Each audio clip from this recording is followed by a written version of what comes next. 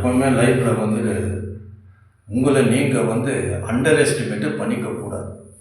உங்களுக்கு எப்போவுமே தாழ்வு மனப்பான்மை என்ன செய்யும் அப்படின்னு கேட்டிங்கன்னா, உங்கள் மேலே இருக்கிற ஒரு மரியாதையும் மதிப்பும் அந்த தாழ்வு மனப்பான்மை ஆகப்பட்டது நீங்கள் ஒரு வேலையை எடுக்கும்போது அல்லது அடுத்தவரை சந்திக்கும் போது நிச்சயமாக அந்த சந்திப்பு சங்கடமாகவும் குழப்பமாகவும் தடுமாற்றமாகவும் இருக்கும்.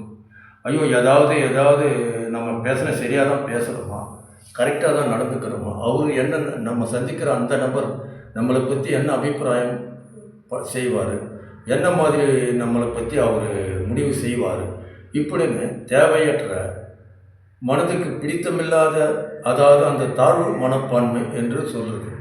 அந்த தாழ்வு மனப்பான்மையை நாம் இடம் கொடுக்கக்கூடாது.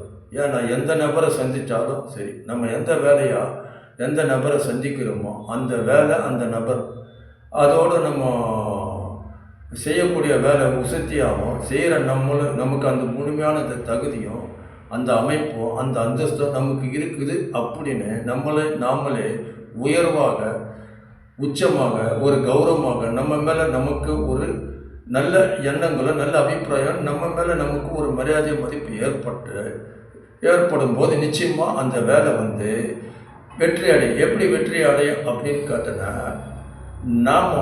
நம்ம மேலே நமக்கு ஒரு மரியாதை, மானசீகமான அன்பு, கலங்கமில்லாத ஒரு நேசிப்பு நம்ம மேலே நமக்கு ஏற்படும் போது நம்மளை சார்ந்து நம்ம செய்கிறது அதுவும் அந்த மாதிரி தான் இருக்கும்.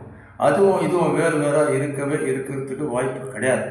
ஏன்னா நம்மளை மாதிரி தான் அது மாதிரி தான் நம்ம இப்படின்னு ஒரு கருத்து வேற்றுமை இல்லாத, பாரபட்சம் இல்லாத, நமக்குள் அதுக்குள் நம்மளாகவும் ஒரு ஐக்கியமான அழுத்தமான ஒரு உடன்பாடு ஏற்படும் போது மலர்ச்சியாக இருக்கும், மகிழ்ச்சியாக இருக்கும். எடுக்கிற வேலையெல்லாம் கம்பீரமாக திடகாத்திரமாக உயர்ந்து